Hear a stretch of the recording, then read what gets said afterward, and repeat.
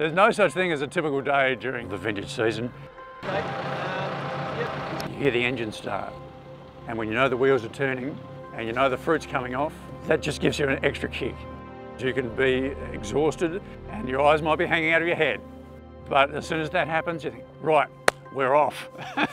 It just gives you an extra boost of energy. It really does. It's the one time a year where you get to really apply the craft of winemaking. We see the fruit all year round from the moment it starts to grow, and that all ripens in a very small window. So we get very busy very quickly.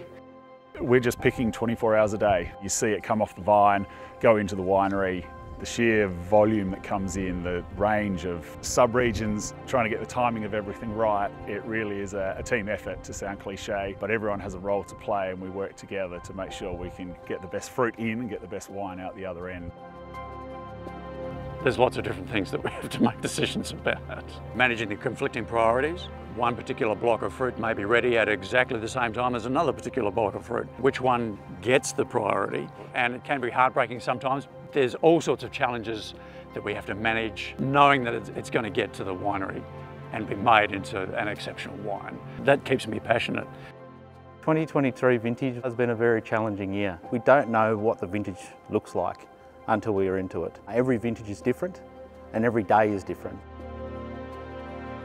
Matua is very much the New Zealand part of that business. We had an almost record year again. It's really awesome to be such a key part of that huge global company.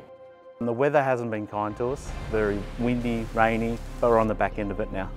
We've had a very mild summer and cool temperatures, so the ripening has just been slowed quite dramatically. So we're very excited to be taking this fruit off this morning.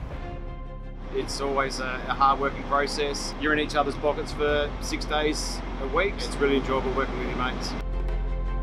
You know, you're trying to make a style, but the vintage doesn't always give you that. We've made some interesting different wines than what we'd normally do in a really hot vintage.